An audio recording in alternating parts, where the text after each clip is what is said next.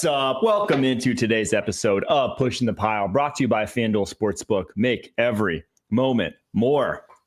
It's rivalry. I can't say rivalry. It's rivalry week, and it's also Thursday, which means that upstairs in the cafeteria, we had a beautiful assortment of all kinds of bagels. Shout out to the folks here at CBS taking care of the talent. It makes me sad because I love, one of my favorite things to eat in this world is bagels and cream cheese. Just like a bagel and cream cheese. Elite. And now I'm lactose intolerant. I just got diagnosed this year. Well, newsflash, my second favorite thing to eat other than bagels and cream cheese is candied bacon, and they have that upstairs. So that was winning today. But I just want to read this quote off the top from, just because it's rivalry week. We haven't talked much through this time. We just haven't been in the position to have many conversations. But I think he's pretty detailed and will put us in position to help us win football games. Who do you think that is talking about Caleb Williams? It would be a real shocker if it was the number one overall pick for the Chicago Bears talking about his new play caller. Yeah, that would be a shock if he's talking about his offense. Oh, it is. That's not good. That they haven't been in much contact through this time. So, that's not good this weekend when they go. Or maybe it's really good. Here's my theory. So Thomas Brown was where last year? Or Carolina. He was in Carolina with the other number one pick. Who we were. He did, obviously. How did they do last year? So maybe Thomas Brown was self-aware and said, I need to stay away from this number one pick. And right now he's been thrust in the position that he's been fearing. That's an elite spin zone. His entire time. So now we get to really see if he has the kiss of death for the number one picks or if they look competitive offensively. I'm going to give him a shot in terms of looking competitive offensively. We're going to get into the preview later, but that's just we'll get to that game. That's just my thought. Others this weekend, but in the first off the ball segment, a couple Indy stories. Big day in Indy yesterday. Not first one, combine to stay in Indy long, at least through 2026. They announced they keep trying to take it away. They want to move out. That place is the best. Okay, so good. They have that place hardwired to be able to conduct medical exams at an astronomical rate, better than anywhere else in the world that you can run 40 yards on an NFL surface. So they run all the wiring underneath to the hospital. It's like right across the street. And they can do it. They can get real-time MRIs, X-rays, anything you want. And if you are a participant, or if you're someone who's like me, covers it, goes to the game, the event, you get to go to St. Elmo's. It's inside. Everything's inside. Yep. There's tunnels or walkways. Indy is like one of the biggest convention cities. And it's always cold as hell there. Because it's so centrally located, and it's obviously late February, early March. It's very cold in Indy, but you never have to go outside to go to anything except if you want to go to St. Elmo's and get bombed. And but also the players stay at that hotel where there's a train. It's a choo-choo train. They have a giant train in which they conduct interviews. I don't know if you guys can research this on your own. Do some independent research, but the hotel in which they do some independent research. The hotel in which they house all the players and the coaches, and they do the private meetings and the round table discussion type stuff. That's in a hotel, but you can literally get a hotel room that is a boxcar inside of a hotel. It's pretty cool. Look it up. It's not as cool as the Denver airport, but it's pretty creepy and awesome too. I have not actually heard of that. Don't Google the Denver airport now, Mike. The Denver airport I've heard of. That's a rabbit hole for another show. But okay, the second Indy story, Anthony Richardson got the job back after Joe Flacco kind of farted out two ugly losses for the Colts. He's back and apparently not leaving. He's not freaking leaving. For the whole season, they said. Not for the whole season. They didn't say we're just making a move. Yeah. He is their starter for the rest of the season, which kind of echoes, or I think my deduction of why he was benched in the first place was very much driven by stuff that was not performance related. This seems to me to be an indication of that, because they wouldn't say, if he comes back and really plays horrible, you would leave the door open to go back to Flacco if you really wanted to make the playoffs here. But I think they never wanted to bench him. They wanted him to give him all these reps, but they were not getting to be quality reps in terms of like improving him, because whatever was going on off field, his mindset, whatever, was not in the place they wanted it to be. And so now I think it is what and this whole thing was. They were competitive in the division. Yes. At the point in time in which they went through this. Well, they're still competitive in the wild card. Well, still have very much. But they were competitive in the division there. Yeah. With Houston, and they went down to Houston. They decided to start Anthony Richardson again, right? And then they benched him after that. So he took his medicine. I give him props because everybody in America, including the breather he needed, including myself, said a lot of things. And it's one thing to say stuff about a player's performance, another thing to question a guy's manhood. and pride in football and toughness. And we question all that with Anthony Richardson. I didn't question that. We said, why are you tapping out? But that's what are you questioning? I'm saying that's not an accuracy-based I think it's complaint. leadership, but it's different from man. Leadership that falls into the same category, in my opinion. And everybody went after the guy, and he is still a young man, and he's got a lot of growth to go about. And they're going to let him have that runway this year. I don't think that they're going to make a run at anything, but I think this is good for the experience for Anthony. Yeah, I do think this was. But he handled it the right way. He didn't say anything. He didn't lash out at anybody. Yes. He was the bigger man. You see from how he's spoken since then that you think he's taken the benching in stride. The way you want a guy to take the benching. Took his medicine. Exactly. All right.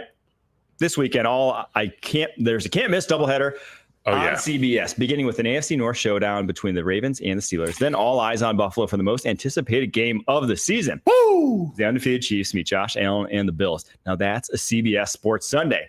It all begins at 8 a.m. Eastern with Tops, and then noon Eastern with the NFL Today on CBS and streaming on Paramount Plus. And I believe Matty Ice will be on ice up in Buffalo. I don't know how cold it is this time of year, though, but it's probably pretty cold, right? It'll be cold. It won't be too cold to jump through some tables. Maybe we get those guys jumping through some tables, perhaps.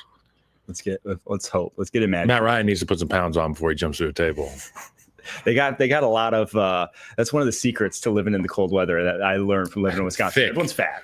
Not even fat. Just, they do they do lap pulls and squats for sure. All right. When we come back, we're gonna get to all the games this week's slate right after this. It's a team almost too good to be true.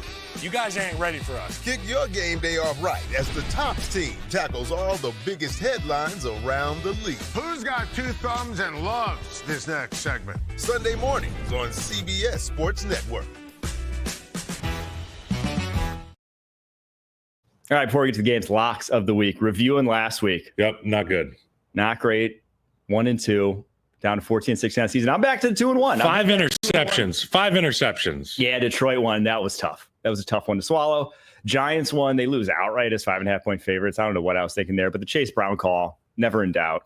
Jacksonville, that one actually was a little bit of a sweat for me. Actually, I was thinking I had the line because I did have the line on my own, but it had the under as the lock.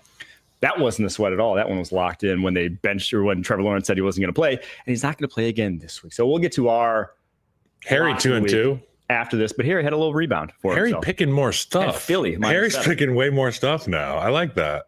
All right, let's get to the Thursday night football game. Massive one. There's a few big games this week, but a lot of duds on the schedule. But there's like some real. I think one massive one in the NFC, one massive one in the AFC, and this one in the NFC has huge implications, especially for the NFC East, as the Commanders travel to Philly to face the Eagles. Eagles obviously top that division at 7-2, but the Commanders nipping on their heels at 7-3. And I believe this is the first time they've met this season. Eagles 3.5-point favorites, 48.5 points is the over-under. You see the tail of the tape there on your screen. Head coach, quarterback going the Commanders' way. Everything else offensively, though, going the Eagles' way. Eagles' defensive line, the clear better side in this one. Commanders linebackers, Commanders quarterback, though, they do a lot of heavy lifting for this team. I don't think that even if the Eagles are the more talented side at a number of places, that it's a sure thing that they're the better team in this one. They've been so great off the bye. Their defensive turnaround's been massive, but they haven't played a team like Jaden Daniels. Yeah, and played an offense that he can bring to the table. Every week, the guy's competitive, and he has his team scoring points. I mean, you look up, and there's 27 up on the board and a flash for the Washington Commanders. And you talked about the heavy lifting this Commanders linebacking duo has had to do. And I think about the versatility that they provide that defense. They can pressure the pass rush. They can pressure the quarterback. They can get after the quarterback. They can confuse the line of scrimmage. And all the stuff we talk about in Minnesota, where it's just a bunch of guys at the line of scrimmage. No, it's those two guys figuring out where to put them on the ball, off the ball, in the A gap, outside of the A gap. He makes you think a lot. So that's going to be a big time matchup in that game. I would like the Commanders a lot better if Marshawn Lattimore was playing. He will not be playing tonight. Hamstring, and it came over with a hamstring injury, and it wasn't like a Devontae Adams hamstring, unfortunately. It was a real hamstring that he's still hampering. So he's not playing in this one. I'd feel better about it if he were, but I still like the Commanders in this. Again, they can score. I think a lot of the Eagles' defensive turnaround is real, but no one has shut down this Washington Commanders offense this season. I don't expect it to start now. And I think this Commanders defense, especially this secondary, is much better equipped right now, even without Marshawn Lattimore, to handle this Eagles receiving core than maybe they were in years past with the addition of Mike Sanger still. So I like Commanders. I think they end up covering 3.5, and I think they actually win outright. First off, I just love the matchup because at the beginning of the year, we were all, I mean, when Jaden Daniels first took flight in Washington and the Eagles struggled to score in the first quarter of all these games. I know their record indicates they're a great football team, but there was some struggles in there for sure, offensively and defensively. But now that defense has come along, the offense has come along. But I think about these two quarterbacks right now. Jalen Hurts is playing the best football of the season that he's played. He's got them in a really good spot offensively. Jaden Daniels, week in, week out, is an absolute hit. This is such a big matchup. And I think both linebacking cores, that's really where the onus is. How are they able to get extra pressure on the quarterback, speed up the process? We've seen Jalen Hurts in the past dealing with pressure, and at times it can lead to disaster for the Philadelphia Eagles. Who is going to put the pressure on Jaden Daniels? Are they going to get home with Zach Bond? Are they going to get home with Nakobe Dean? Are they going to be able to add guys from the second level? That's really the question. The linebacking cores, missed tackles. You can't have any of those against the Commanders. I love that you mentioned Zach Bond because his emergence this year as a guy who was an afterthought in New Orleans his entire career. They didn't really know what to do with him. He was a guy who they transitioned between like a strong side linebacker and an edge rusher, and they thought that's all he could be. He's playing middle linebacker for the Philadelphia Eagles and doing it at a high level. Like a man possessed. This season. Since the bye week, him and Nakobe Dean have been massive. Obviously, Nakobe Dean has that game-winning interception or game-ending interception against the Jags a couple weeks ago, but those guys have been playing great football, now acclimated to Vic Fangio's defense. So again, their slate the past few weeks, whether with his defensive resurgence, it was the Browns, it was the Giants, it was the Bengals, it was the Jags, it was the Cowboys. Like I'd pump the brakes on them being very, very for real with this defense turnaround. But what they did against the Bengals can't be understated. 17 points they held them to in that game, and that's a darn good offense. So I do think that it's very easy to buy into what the Eagles have done lately. I don't know. It just comes down to me. I trust Jaden Daniels more than Jalen Hurts. Which defense is going to make more? Obviously, which defense is going to make more stops tells you who's going to win the football game. But who makes the big stop for this game? Because both these offenses can score at will. There's star power. There's good quarterbacks. There's good coordinators at play here. So that'll be interesting. But it's going to come down to defense for a game that's billed as an offensive matchup. It will come down to the defense. Who are you picking?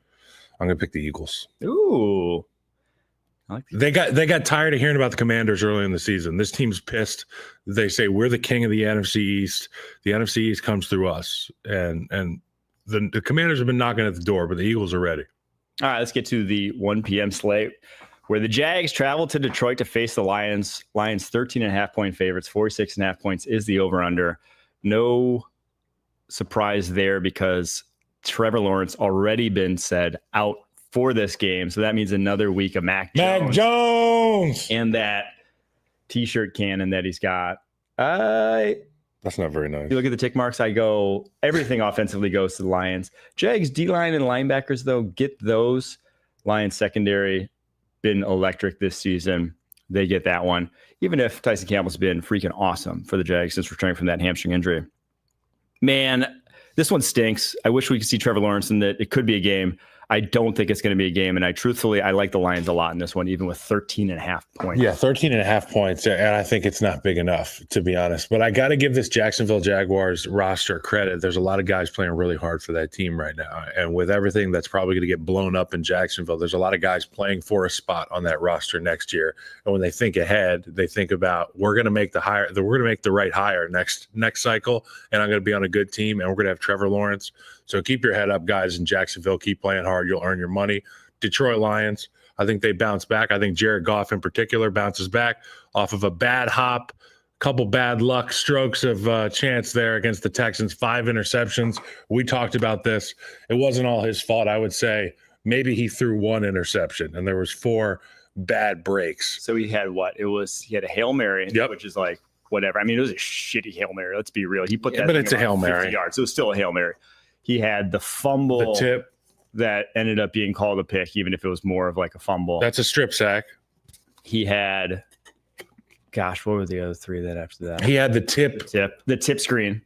There's a lot of bad breaks. I think he comes back to he came back to earth against the Texans, so he goes back into orbit. I think he has an efficient game. I think they run the football. They try to get out of there quick. Here's the thing: everyone has an efficient game against the Jags. That's except for Sam Darnold. Yeah, you're right. That's not good, Cotton. So that's probably the only saving grace is that this Jags with their secondary finally back healthy look like they're at least not the worst defense in the NFL. They were for a good stretch of the early season. But I still think the Lions run away with it because I don't see the Jags scoring. I don't see them scoring many points in this game, unfortunately, for them. Yeah, well, that's why we're going to be moving on to the next one because the Lions are going to cover the game of the week. What everyone's looking forward to: Packers at Bears. Bears 5.5-point home dogs. Can they just not show the game? The over/under in this one. As you see the tail of the tape, Bears get the receivers, they get linebackers and secondary. Everything else goes the Packers' way, though. And obviously, the Bears in free fall ever since Jaden Daniels threw a Hail Mary on them. He killed us. Killed them. He did. That was an emotional dagger into the Bears. They have not been right since they lost. Is that the word, the impetus? Was that what that would be? Like the straw that broke the camel's back? Yeah. Is that the impetus? I'm going to Google that right now. Impetus means like motivation. Well, yeah. I mean, it could be like the catalyst. Catalyst. Yeah. Similar. Impetus. Good thesaurus there. But yeah, I messed that up. Basically, that they just have not had it. The locker room has been gone since then, since the Tyreek Stevenson waving at the fans. They've just looked like a completely different team against the Cardinals and the Patriots the past 2 weeks, just completely lost. And I think it changes to a degree this week. You get up for a home game against the Green Bay Packers. If you can't get up for that, you fire Matt Eberflus, right? Yeah. If you get blown, the same story, different day this week. If you get blown out, he's gone. You almost got to fire him. I hadn't even considered that if they got blown out, that in back-to-back weeks they would hire a key staff member. I figured they would do one fell swoop, but it's funny. You're talking dominoes here. It almost has to be, right? Because if you get, it would be unprecedented. Blown out Cardinals. You were a team that was above 500. To get blown out by the Cardinals, it's like, okay, Cardinals are good. And it was right off a Hail Mary. You can excuse that. But then to get blown out against the Patriots, it's like, okay, that's why you fire the OC. But then if you can't get up for a game against Green Bay Packers at home when you're still technically alive, but it's still like winning this game is crucial, or at least like hanging tough in this game is crucial. If you can't, and this is another, 2-score plus loss, was it 16 and 20 the last 2 weeks? Hunter's got more yards than Caleb Williams. Yeah. If you can't get up for that, the coach just got to go, in my opinion. They obviously don't fire midseason. Maybe there's no turning it around then at that point. Maybe like divert the plane like they do for those Area 51 staffers. They like put the dark window covers over and just put them somewhere out in the middle of nowhere. See if whoever makes it back, you're back for 2025. Yeah, that's survival of the fittest. Is that how they're going to do it? I don't think any of these coaches are finding their way back. I'll just say that. I need to see Caleb Williams look in rhythm. I need to see some confidence building plays at the beginning of the game. That's what it's got to be. Drive starters. We always talk about this. Yeah. Drive starters. You got to get positive yardage. Ball's got to be out. No sacks. Stuff of that nature. I need to see Thomas Brown implement some of that stuff into Caleb Williams' arsenal, because once he gets the ball rolling, you and I both know it's a momentum-based offensive league, and you get the ball rolling in a certain direction, and like a snowball, it gets bigger and bigger and bigger. And as we march down the field, defenses find it harder to stop you. Then you get into the red area. Next thing you know, touchdown Bears. I don't know if that's going to happen. But that's the mindset that you have to have as a play caller, as an offensive player. You say there is a schedule and a routine to this. We have to stay on schedule. And if we stub our toe on first and second down, we're going to be behind the 8 ball on third down every time. We're not going to move the sticks. If I'm Thomas Brown now, all I'm telling Caleb is just like, hi, I'm Thomas Brown. Nice to meet you, Caleb. Yeah, all I'm telling him is my name first. And then I'm telling him, take what's there, man. Take the check down, take the easy first read, take the easy stuff first. If it's there, take it. Because snap, throw. Exactly. And if it's snap, no throw, find the check down. Find a guy who's underneath, whatever. Just get the ball out of your hands. I want to see a 1 to 2 sack game at max, and I want to see like a very few scrambles. I don't want him breaking the pocket. And I want to see the O-lineman help him up when he gets sacked. He's inevitably going to get sacked. It's going to happen. There was 9 last week. If it's 3 this week, great. I'd rather see him throw 2 interceptions rather than 9 sacks, but that's neither here nor there. What I want to see from the offensive line is helping your guy up, all right? The cavalry's not going to arrive. This is your group. Help him up. It matters. To me, though, I mean, obviously the more important storyline is not Caleb Williams. Jordan Love. It's the guy on the other side. Jordan Love hasn't been that good. Flat out. We said after, he had the midseason turnaround. It was about like the Steelers game last year, which was week 9, 10 something. It was like it was truly midseason around this time where he wasn't good the first half of the season. And now the defense wasn't good either last year. And that's why they were below 500 at this point. But they were chasing a lot. He was performing about the same as he is this year. And then he went on a run, and we just assumed that run was then where he'd pick up this season, but he hasn't. He's been one of the most inaccurate quarterbacks in the entire NFL. I don't know if you trust PFF, but 19th in PFF passing grade. We thought this guy was going to be for sure slam dunk top 10 5 quarterback in the NFL. Question mark. People had, thought he could join that echelon of quarterbacks and just hasn't. And now injuries have obviously bitten him hard since that Eagles game, whether it was the MCL, whether it was the groin that's hampered him for a couple games. He's not been a pinnacle of health, and that's played a factor. But he had the bye. 2 weeks since we saw him last. Didn't have any issues with the groin during the, didn't aggravate it at all during the Lions game. He should be as good to go as he's been all season. Let's freaking see it, man. But I need, if you're going to challenge in the NFC, because the rest of this roster looks like it's good enough, right? You have the number 1 pass blocking offensive line in the NFL. You have a top 10 defense for the first time in who knows how long in Green Bay. It's like the situation is there for you to get it done. Jordan Love's just not been there. Like, if you're subjectively looking at how he's played this season, you would say they are not.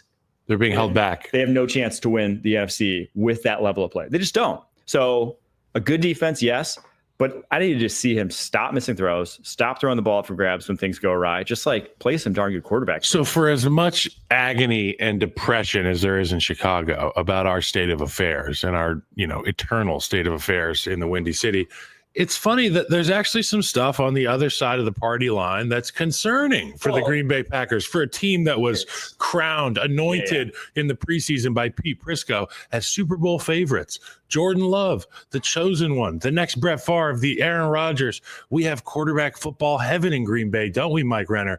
But no. Here we are, week 11. Jordan Love, groin, MCL, accuracy issues, interceptions. Are we going to get Jordan Love eventually, or what? What do you think? That's the thing is, do you think he's going to? Because if he looks human against this Bears team and they lose to the Bears, I will be a happy camper. Okay, all the depression cured. It's just like Sky Rizzy or whatever they're showing the commercials on at halftime. I want the good stuff. A Bears win. If the Bears beat the Packers. It's this weekend, an SSRI for Bears fans. I need the serotonin. It's the thing is, we've seen it with Jordan Love. You've seen it, so you're not too worried. It's just because he has gone off. It's time. It's just like, hey, bye week. How much of it do you think is injury related? How much of it do you think is just Jordan Love related? It's been injury related. Okay. You've seen at least 3 games of him, and he's only played 7 games, so half of his season. And in those 3 games, he wasn't good, whether it was Detroit, whether it was the week before, who I'm blanking on now, this is the Texans. And these are key injuries, too. Whether it was then when he came back from it the very first time. Yeah, exactly. Like, they were lower body injuries that are going to affect how you throw a football. So one of which was like a stability injury. Not super worried, but man, needs to happen soon. All right, let's get to the Rams. Oh, wait, did we pick? I picked the Packers, and the Packers cover. And the under. I'm picking the Packers. I actually really like the under in this one, 40.5. I just don't think I think with the Packers offensive struggles and obviously the Bears offensive struggles, we could see a lower scoring affair. Rams, Patriots 4.5 point dogs at home. 43.5 points is the over under in this one. Patriots get the defensive side of the ball. Rams get the offensive side of the ball, even though more just the Patriots secondary is the big advantage there. That's a big X. Defensive line has been actually awesome. 4th in pressure rate. Jared versus 5th in pressures among all defensive ends. He has been as advertised as a rookie. But this Rams offense, we outlined it after Monday Night Football. We said, the Vikings game was the first one. They all came back, and all of a sudden it just exploded since then. And now they had, Puka get kicked out mid-game, and then on Monday Night Havenstein out. They had Rob Havenstein out. But even this interior offensive line, they get the tick mark here as being better than the Patriots, but they spent a lot of money on this unit, and it's not playing well. Moving Joe Jackson to center was unbelievable in my opinion. He's not looked good there. And if Havenstein out, they have a massive problem at right tackle. So, and he's the vet in that room. Yes. He's the guy that is like the anchor to that group. So I still like the Rams a good bit just because the Patriots are really going to struggle to score points on anyone. And especially the way the Rams scheme up that D-line. Yep. I fear for Drake May. That's the X factor. Safety in this one because they just throw so much at you and they have such good athletes there that when you face a group like the Patriots, that's not only not good, they're also super inexperienced. And so it's not like they're veterans who are well equipped to handle the games that they're going to see from this Rams defensive line. It's just like, they're kind of SOL. They're kind of just trying to keep their head above water. When only saving grace is they're at home. Yes, and so I can imagine that the Rams fans don't travel to New England. They don't travel to Los Angeles. It's a long flight for the socialites. I would say that is the X factor. It's just going to be no matter how good Drake May is, no matter how talented he is and getting out of dodge often with his legs, he's going to be under attack against this front. And that's really been the MO for the St. Louis Rams and for the Los Angeles Rams was we're going to have a defensive front that can match up toe-to-toe with anybody in the NFL, whoever we play week in, week out. This week they play the New England Patriots, rookie quarterback. They're going to be feasting, I would imagine. Yeah, I think the Rams. I'm going to go with the Rams. And I think they win going away. I think it's going to be an under. I think it could be closer. I think it could be closer than we think, but I think the under if anything, but just because I don't think the Patriots score too many points, unfortunately, for them. All right, time for the Hellman's Stacks segment, where we discuss the QB and receiver duos. Keep an eye on this upcoming weekend. Brought to you by Hellman's Real Mayonnaise. May your team reach higher and your buffalo chicken dip be fire. This week, Russ Wilson, George Pickens. Ooh. Against the Ravens and that number 32 pass defense that they throw out there. It's got to be. It's just that's what they have to have. You're not going to run against this Ravens team. They have the best run defense in the NFL. It's sort of they're bucking the trend of everyone saying run the ball, stop the run, you win games. It's like they've done that at a level we have probably never seen in NFL history to this point. And they're kind of losing games still, even if they're so good at everything else. And now that's why everyone thinks they still have a chance to win when it's crunch time, when it's all said and done in the playoffs. But it's because this pass defense is a sieve, man. And Kyle Hamilton with an ankle injury may not be playing this week. Even if he does, these corners have been terrible at the catch point all season long, giving up big plays down the football field, broken coverages. And George Pickens, Russell Wilson, that duo, it's been lights out, man. It's been a lot of fun to watch, 30 points per game plus since he entered the starting lineup for the Pittsburgh Steelers. So give me that duo. Highsmith down. No Alex Highsmith. So they're going to be able to utilize some of that slide. I know they got to respect the guy rushing over the left tackle a little bit. They got Preston Smith in the building, so they got depth for situations like this. But I still think that this does take a little bit of the edge off of the TJ Watt situation because you can get some help over there on 90. He's going to be a freaking problem. You got to keep your eyes on him because with all that they were going to do that anyway. Because I think Ronnie Stanley versus Alex Highsmith was always going to be a guy that you trust to win that one-on-one. Yeah, but I mean, hey, they get paid too, man. And Highsmith's no slouch at all. And it matters. It matters. He's a violent rusher. I know Ronnie's got great feet and hands, and he's one of the elite tackles. He's been that way for a long time, but you got to give them their flowers too. And if you don't, sometimes they make him pay. All right, this has been the Hellman's Stack segment brought to you by Hellman's Real Mayonnaise. Just like these QB and wide receiver duos, tailgate snacking and Hellman's Mayonnaise make the perfect combo, bringing out the rich and creamy taste of all your game day dishes. So give it a try, and may your game day be delicious with Hellman's Real Mayonnaise. Shop at your local Walmart, Kroger, or grocery store, and add some extra deliciousness to your game day dishes this football season. This is a great game, though. Truly. One One, we haven't seen this matchup yet. We're going to see it 2 times down the stretch here. It's in Pittsburgh. Pittsburgh's 3-point dogs. 48.5 points is the over-under because the Steelers have been putting points on the scoreboard and the Ravens, well, they put points on the scoreboard every single week. I like the Steelers, though. I think this is the first D-line that can really bring back what we saw happen to Lamar week 1, if you'll recall, when the Chiefs really they lived in the backfield. They were getting pressure pretty much instantly, continuously, and it's because they can do it on the interior. Guys like Keanu Benton, guys like Cam Hayward, they can win quickly. And that, to me, is what you have to do to disrupt this passing attack, because if you give Lamar time, if he can dance around there in the pocket, you're toast. You're just toast. And especially with the wide receivers and tight ends that he's got. So I like the Steelers. They better win quick. They better win quick on the interior defensive line, because Lamar Jackson has done things in the passing game that I haven't seen from him ever. I mean, it's a 2-time MVP that's getting even better. I know you love the Steelers, and for all the reasons that you said, I could agree with you. But I think in one of these games, you have to lean on the MVP, and you have to say he can win us the game. And when things break down in the middle of the pocket, we're going to have to find a way to contain him, because you and I both know these guards are going to have a real problem holding up, whether in protection or in the run game for that matter, because Cam Hayward's a monster. Benton's no slouch either. But look, you got to have a plan for when the play breaks down. I think Lamar is the guy. He's the reason I'm going to lean towards the Ravens in this one. Did you see Mike Tomlin's quote when asked about Deontay Johnson, former Steeler? You know, I haven't seen him on film much this year. I haven't He's seen not on it. a lot of their video. Yeah. They got more significant pieces with larger roles to worry about. Just that's how you really hit home. That's how you kill a man. Guy who wanted to get out of your building, who wanted more cash, whatever. You traded him away. And there he is. You say, I don't think about you. I don't.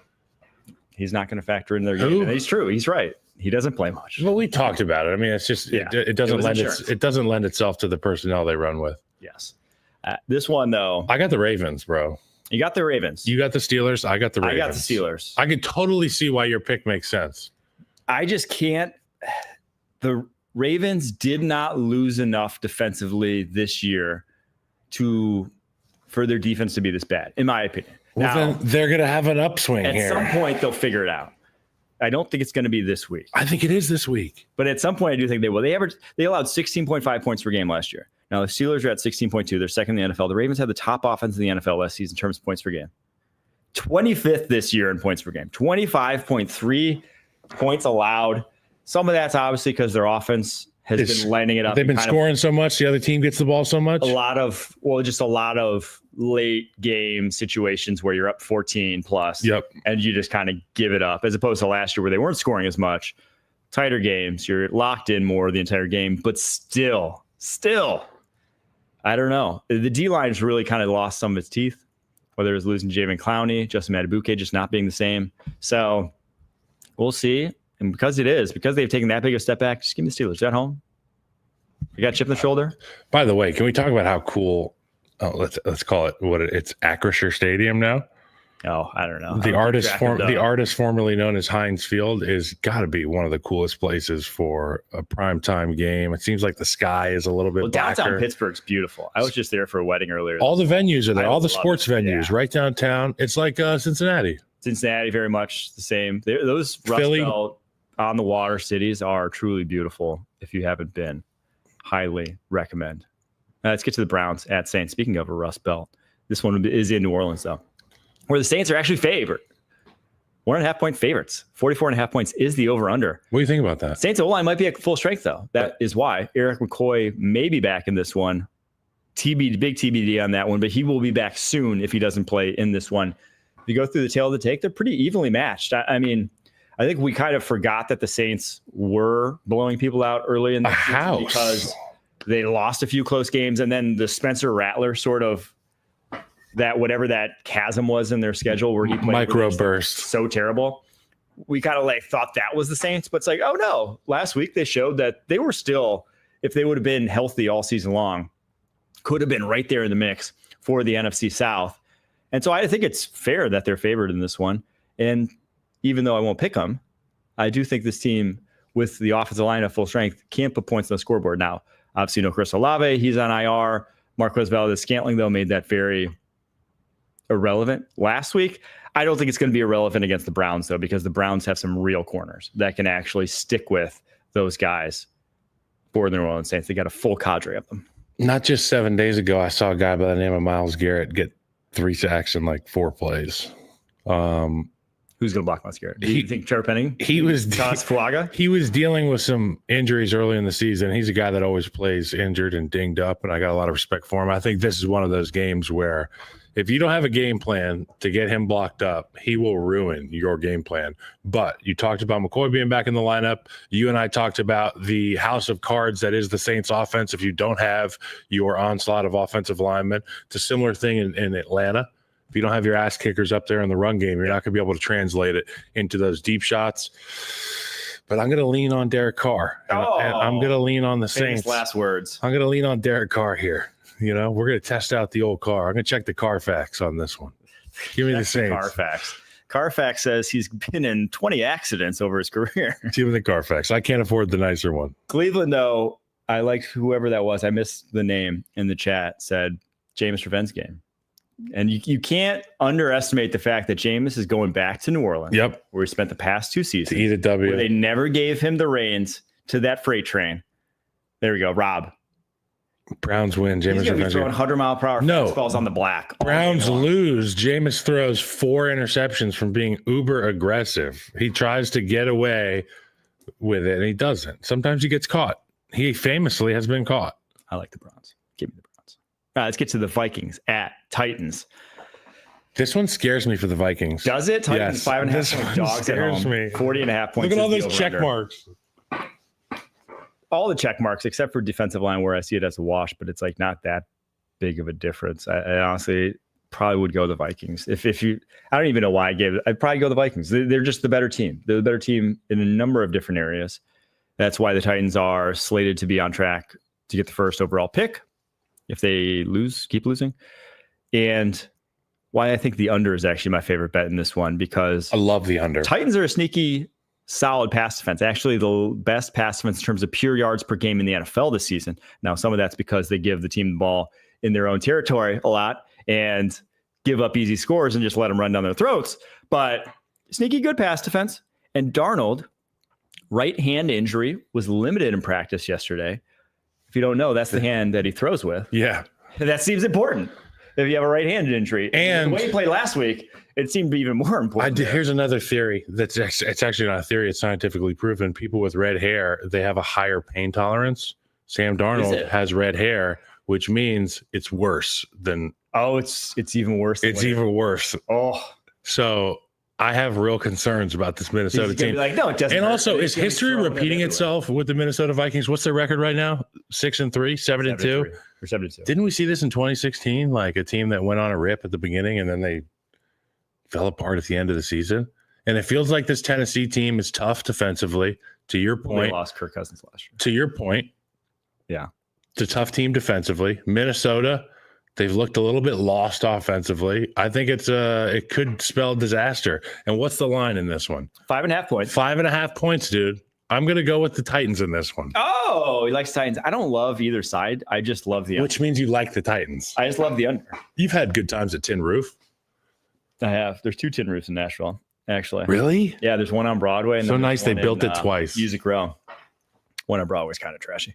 A lot of the bars on Broadway are kind of trashy. But Tennessee, the one thing that worries me, if I'm really going to bet the Titans this one, Will Levis is so freaking oblivious to pressure, man. It just like hurts to watch, because even last week, if you just go throw for throw, decision for decision, solid.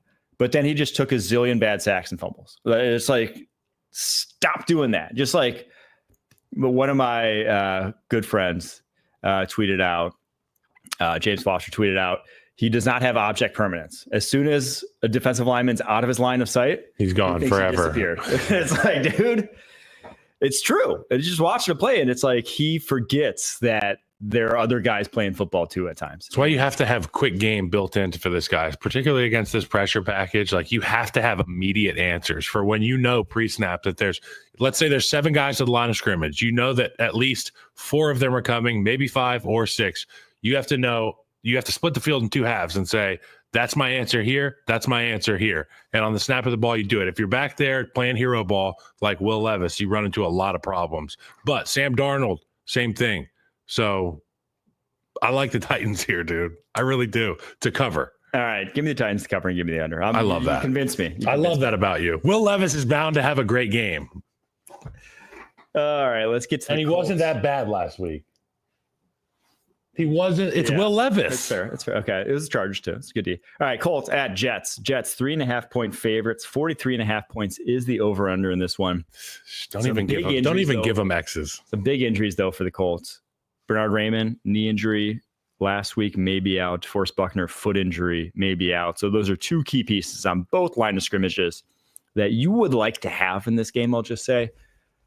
That being said, I like the Colts. The Jets team right now, they have the same issues we're talking about with the Bears, where it's infighting in the locker room, guys not willing to take accountability, guys just like don't want to be out there, not wanting to tackle, one of the worst tackling teams in the NFL this season. And if you're going against Jonathan Taylor, Anthony Richardson in this running game, you better be committed. You better want to tackle, dude. Those guys, for as much as we harp on Anthony Richardson's inability to operate an efficient passing game, he's still a horse in the running game. He still changes the calculus for what you have to do as run defense. And that's Achilles' heel of the Jets this year. They just kind of give it up on the ground continuously. I just came up with another bold prediction for later, but I'm going to save it. I love the New York Jets in this spot. Oh, I am in love with the New York Jets for this spot because Ulbrich went on his post game last week and he talked about the missed tackles. He challenged his guys. I think they do respond. They've been challenged by us every week. You know, you, me, Leger, Pete Prisco, the media elite, the Twitter tough guys. We get on here and we talk about the New York Jets. Thanks for calling me a media elite. As like, you know, sometimes I'm talking about everybody. Yeah, I just like pointed the gun at everybody. But I think this is the week that the defense is like, hey, nobody's coming to save us. Okay. Nobody's coming to save us. We're the guys for this job. We have to beat the Colts this week. We have to beat Anthony Richardson this week. And to your point, the only thing that's required against this offense is commitment to tackling, commitment to being physical. And I think if you want to prove to this staff, if you want to prove to ownership that you're a guy, and there's a few of these matchups this week, we're into that point in the season, you have to prove yourself for the next regime. Because if you like your condo, if you like your girlfriend who does a little bit of modeling in New York City, I can promise you that when you get picked up by, go ahead, name a team. When you get picked up by Cleveland next year, she ain't coming with you. So you better play your ass off this week against the Indianapolis Colts because the ownership's going to look at the tape. If that deal is 7 figures, she ain't coming. This is why I love the New York Jets, okay? We got to think about the wags, man. You do. You do when you're in New York because they take a lot of those out in taxes too. So it's important. And I think it's Aaron's last hurrah. Yeah. And I think he knows that. And he's coming around to the fact that he's not going to be in the NFL next year. Do you agree with me? I agree.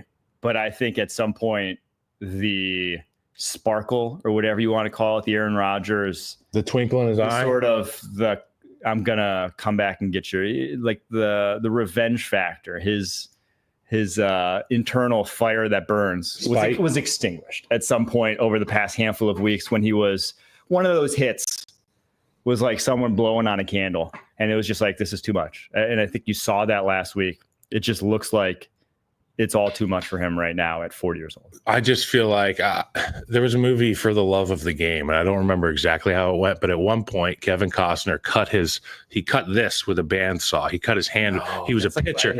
He was a pitcher, right? He either cut that or something. He, jacked up his hand doing some carpentry in the garage. He was a pitcher, and he ended up coming back.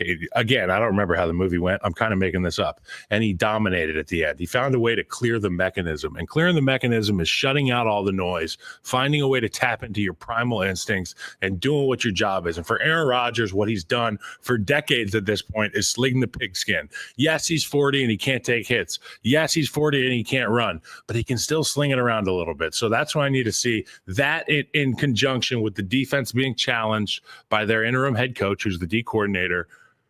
I love the Jets in this spot. Okay. And don't forget about the girlfriends. I got the Colts. Let's get to Raiders at Dolphins. Dolphins, 7.5-point favorites. 44.5 points is the over-under. Michael Mayer may be back this week. We still don't have word on what actually caused him to be out. Personal reasons. He's been gone for like over a month. He's the mayor. Maybe an election. Yeah, we'll see. But hopefully back, that'll be a boost for the Raiders offense because, well, they need all the boost they can get. Austin Jackson on the Dolphins side, offensive lineman, right tackle for them, goes on IR with knee injury, will require surgery. He's done for the year. But Miami is still the better side. If you look at the tail of tape on your screen there, not any tick marks going the Raiders' way, even if there are some ties. And the Raiders, too many key injuries at positions that you'd like to have lost. Obviously, the number one receiver when they trade away Devontae Adams. It's just a depleted team, man, without a lot going for them right now and without a lot of juice. I like the Dolphins. I don't know if I love them to cover 7.5 points. Actually, screw that. I love them to cover 7.5 points. I think they run away. I think they're kind of back. I think last week gave them the confidence to say, we're the team we thought we were preseason. We can get back into this. We just need to win the games we need to win. I give them credit. They're a team that weathered the storm emotionally and conversationally. You know, the Dolphins, we make fun of Harry every week because the Dolphins went through that rough patch, but you know, here they come offensively. They can do some special things on that side of the ball. And I feel like we have yet to see the best of Tyreek Hill this year. I know he's dealing with the wrist and a few other things, I'm sure, but they need to find a way to get him involved. I think the Raiders have been in the absolute basement in the National Football League this year with all the happenings there, all the distractions. And we forget, you know, we started the season talking about social media likes from their head coach on a post about a star player who's no longer there. They've since fired their OC, their offensive staff. So, yeah, I love not the Raiders this week. Love not the Raiders. Great way to put it. All right, we're going to take a quick break. Then we'll get to the 4 p.m. slate right after this.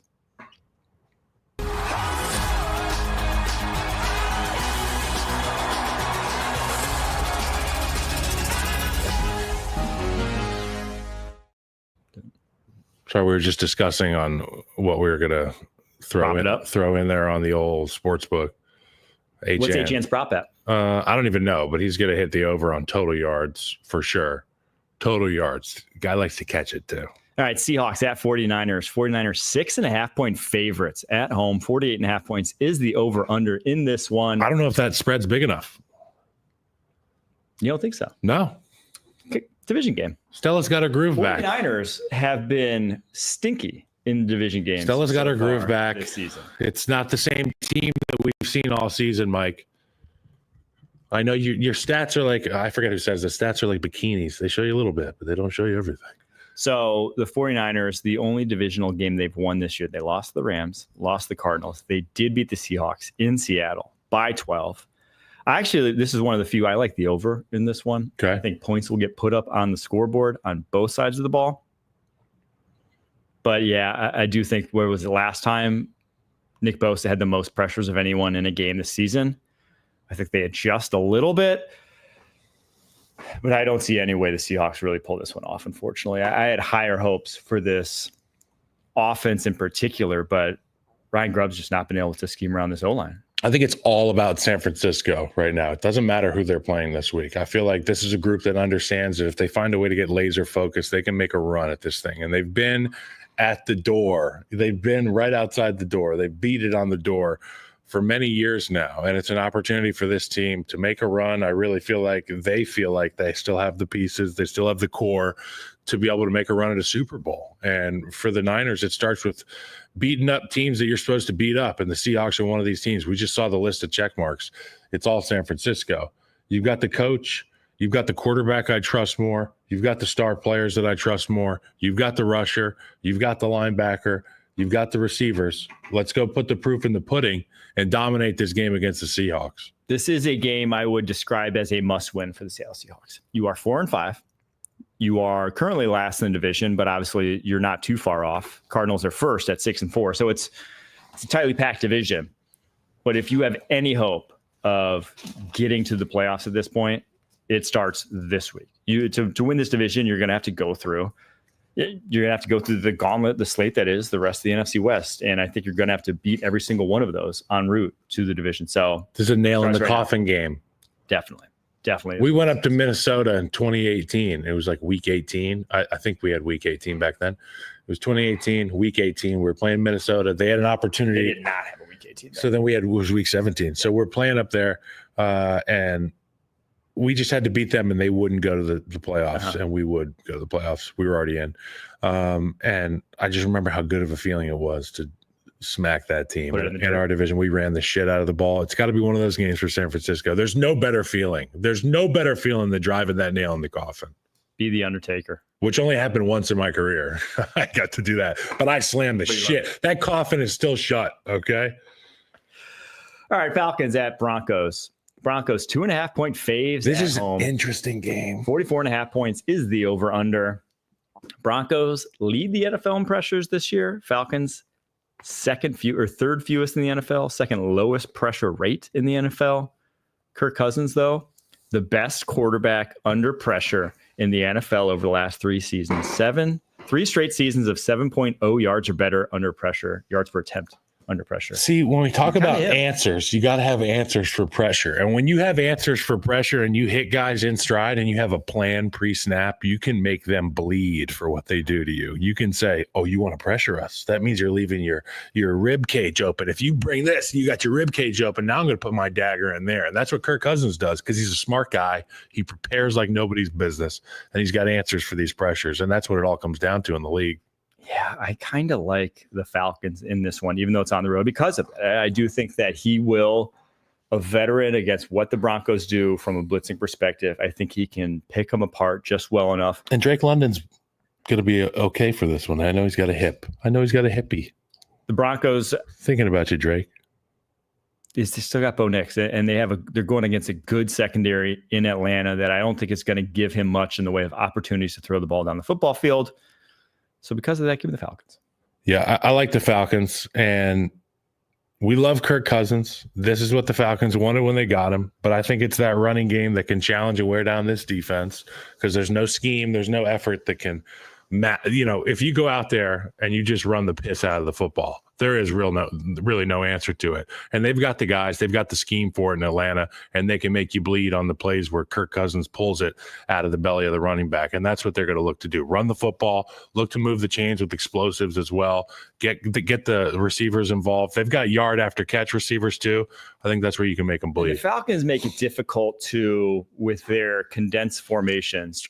It's tough to play man coverage against condensed formations. When guys are split wide to the outside, you can feel good about it because the Broncos want to play man more than pretty much anyone else in the NFL because they got the guys to do it, whether it's Brandon Jones at safety, whether it's Pastor Tan, whether it's Riley Moss, like those guys can man up.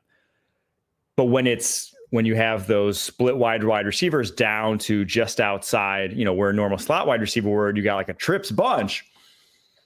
They can go any which way. You got to cover all the way to the boundary. Exactly. Like you have a 2-way, they're on 2-way goes. You have to pass off guys based off leverage. Like it just throws wrinkles and wrenches into your defensive game plan that you really struggle to play man coverage against this Falcons team because of it. So that's when you get the tight ends on an island with a linebacker, though. Yeah, so when you get these guys in condensed formations, you get those bench concepts where you get the out route and the corners on both sides, and then you can get that middle of the field wide open, whether it's Bijan Robinson or Kyle Pitts. You can make people pay. Get one of these milk checks going that Will Compton talks about. Milk. That means you got man coverage with one of these linebackers. Next thing you know, you can break it out. Give me the Falcons. All right. Love Chiefs. the Falcons. Bills 2.5-point favorites. 46.5 points is the over-under. A little bit of a surprise this week. You know who's practicing? Matt Milano back at practice as a limited participant. You know who's not practicing, though? Keon Coleman, Amari Cooper, Dalton Kincaid, and Spencer Brown. Oof. Those are some big pieces for this Bills offense. Now, if you want to bet this game, and I do want to bet this game because it's got to give some added juice to it, I'm going to wait till those injuries shake out. If you're down Keon Coleman, Amari Cooper, Dalton Kincaid, and Spencer Brown, I do not think you're going to win Buffalo, unfortunately. Those are two key pieces to your offense to trust that you'll be able to overcome them, especially when, the Chiefs can stop the run. They have the third best run defense in the NFL this season, 83.2 yards per game. That's their bread and butter. They want to make you pass, and they want to make you pass into this good secondary. So, they can do that. And that's something the Bills have been able to hang their hat on most games. I don't think they're going to be able to run the ball on this Chiefs team. I'll just say it. So from that perspective, it's going to have to be through the air. Josh Allen's going to have to outduel Patrick Mahomes. If he has his full complement of weapons, if he has Keon Coleman, Amari Cooper, Dalton Kincaid, and I think actually Keon Coleman's already been out. So if he has Amari Cooper, Dalton Kincaid, I think the Bills win this. If he doesn't, I think the Chiefs win. So Keon's out. Hedging. Keon's out. Keon's for sure out. Oh boy. I know, right? This was your opportunity, Buffalo. You got to have these guys healthy for this matchup. I think it comes down to whether or not the Kansas City Chiefs can protect Patrick Mahomes. I really think that it's going to be the matchup is going to be Patrick Mahomes versus his ability to get off of his back foot at the top of his drop, because we've seen the inability to get off the ball at the left tackle position, whether it's Wanye Morris or it's Kingsley Suamataia. Both of these guys have had problems protecting the blind side of Patrick Mahomes. You talked about Spencer Brown being out for the Bills. I think that matchup there, Chris Jones running games on the right side. If your backup tackle's in there, that's problems. Well, even Chris Jones is going one-on-one against. But when I think about Cyrus O'Torrance, the issue, it's a similar issues. Those are the matchups. It's like, how can you block up the left side of the line of scrimmage if you're the Chiefs offensive line? And how can you get home on that right side of the offensive line of scrimmage for the Bills? Because Chris Jones is going to have his fair share of matchups. And that's something that Josh Allen can see. He's going to be looking at Chris Jones throughout the entirety of the game, being that it's in his frame of view, being at the right tackle. But Patrick Mahomes does not have that luxury with the issues that they're having on the offensive line. You got to watch out for strip sacks. You got to watch out for those hits behind his back. An interesting storyline to me is Von Miller in this game, because he doesn't play a ton. They're obviously, I think, pitch counting him at darn near 36 years old now to keep him fresh for the playoffs, because he still looks good. Like, he's still probably, after Greg Rousseau, their second best rusher. But when they do play him, they play him exclusively over right tackles. And that's where he played most of his career, but he has moved around a lot over his career. And it's not like he's incapable of rushing over left tackles. But if it is Kingsley Suamataia, left tackle, what did we just see him last week struggle against? That guy who can get speed rusher, get to the burst back to the quarterback. That's not what Greg Rousseau is. That's not what AJ FNS is for this Bills defense line. That is exactly what Von Miller is. Ghost rushes from Von Miller. It'll be ghost. Spins once you overset and reach. It could get really ugly over there. Do they move him over there and just say, hey, third downs, Von, just go? I don't think, to be quite fair, at this point, I don't think it matters who they have over there. I say you put. It's just anyone. I say you. So what does Juwan Taylor like to do? Juwan Taylor likes to get off way early. He likes to cheat. Yeah. He likes to cheat. So if I'm Von Miller, I could say that presents me some options, because we might get some oversets. I can go up and under. What's the quickest route to a quarterback? Straight line, up and under. But going under against Patrick Mahomes is like what they want you to do. That's why he kicks out so far, is because he wants that corner. Well, I expect McDermott to maybe build in some of this stuff and contain there, having like a flat defender or something being there in case, to like almost like a spy that becomes a spy after the initial rush. But yeah, that's what's going to come down to protecting Patrick and Spencer Brown. That's the name. I mean, if Amari Cooper's not out there, Keon Coleman's not out there, that we can deal with that. We need Dalton Kincaid if we're the Bills, and we need Spencer Brown. Yeah, Spencer Brown versus George Karlaftis, or should I say backup court tackle versus George Karlaftis would be a mismatch. Let's get to Sunday Night Football, where the Bengals. Who are you picking? Oh, I said Bills if they have the healthy wide receivers. But you didn't make a pick. It was an if. We got to make a pick today. Bills. I'm picking the Chiefs. All right. Sunday Night Football, Bengals at Chargers. Chargers 1.5-point favorites at home. 46.5 points is the over-under. Higgins, OBJ, that's Orlando Brown Jr., still up in the air for this weekend, may not play. But on the other side, you have Diane Henley, the linebacker, Joey Bosa, Christian Fulton, Khalil Mack, all banged up, all either limited or not practicing yesterday. So injuries playing a factor in this one as well. Bengals offense has been so hot, though. This is the first real test for the Chargers defense. They play such a sound brand of football that it's hard for me to see them really like house of cardsing it, falling, completely collapsing. They've got a good thing going. So I think they slow them down, but it's just, can they slow them down enough and in crunch time? Because Joe Burrow this year, he's lighting it up under pressure. He has 104.1 passer rating under pressure this year. He's just been doing stupid stuff all season long. And if T. Higgins is out there, I like the Bengals. I'll give a similar caveat on this one. If the Bengals have their wide receivers, I like the Bengals. If they don't, give me the Chargers. I'm interested to see, because this Chargers team hasn't given up more than 20 points all year, right? Something like that. Some astronomical number for Jesse Minter's defense. They've been awesome. Well, you know that you're going to give up more than 20 points against the Bengals. So the unknown here is what's the ceiling for this Chargers offense? Mm-hmm. We saw them run the football at the beginning of the year. We saw them lead with pass in the second quarter of the season. Now we've got a really good mix there. Justin Herbert's able to sling the ball all over the yard. You and I were watching the Jim Harbaugh pregame videos. He's like, this guy's putting it whatever he wants. He's putting it wherever he wants, man. Fire up, Tim. If it becomes a shootout, we could be looking at the most fun quarterback matchup of the weekend, and kind of an underappreciated matchup here with in a weekend where Patrick Mahomes and Josh Allen are playing and the Ravens, are playing. And this right here, Justin Herbert versus Joe Burrow, could be some of the best quarterbacking we see all weekend. I'm excited for it. It's great. I'm going to pick the Chargers because I think Justin Herbert answers the bell. When Joe Burrow goes out there and starts throwing it around the yard, Justin Herbert will do the same thing. I like the Bengals because they just means more to them right now. 4-6. If they go to 4-7, that's it. I think you can close the book on the Bengals season. 5-6 obviously doesn't put them in the playoffs just yet, but it could if the Broncos lose. So it puts them right in the mix because 5-5 is the last wild card in the AFC right now. And I don't think it's going to be, Broncos and Colts are your competition for that last wild card spot at 5-5 and 4-6. So for the Bengals, 8-9 wins could even get you in crazy playoff slate. So yeah, I think the Bengals it just means more. Just means more. Monday Night Football, Texans. I think every game means more to Jim Harbaugh's team.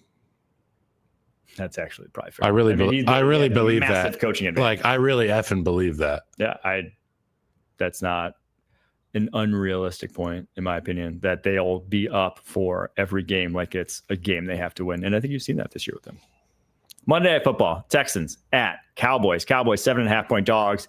This one looked like a lot more interesting matchup before the season than it has shaped up to be right now. 42.5 points is the over-under. We'll see if the Cowboys go Trey Lance or Cooper Rush games of being down 20 points at home. Nico Collins will play in this one. Oh, boy. He was averaging 3.5 yards per route run before his injury. To give you context on that, Justin Jefferson's your league leader currently at 2.82. 3.5 yards per route run. So it's like every time he goes out there, even if he doesn't get the ball, just imagine 3.5 yards for your offense. 3.5 yards per route. That's disgusting. He is insanely good. Obviously, the offense has sorely missed him. And him playing in this game, I think 7.5 points. This is one of my favorites of the weekend. I think it's going to be a bloodbath. Yep. It's my lock. Stink right now. They stink. 152.1 yards per game on the ground. So not only will the Texans have a bounce back after that ugly rushing performance we saw a week ago, but then, oh, by the way, Nico Collins on the outside just completely revamps this passing attack as well. I think Texans are back, and I think the Cowboys just get focused. Do we see a fight on the Cowboys sideline? Over under for teammates fighting each other in this game? I'll take the over, dude. I think we see, or at least maybe not necessarily a fight. Maybe a choke. We get a close up of unhappy someone screaming at someone else. Okay, deal. There we go.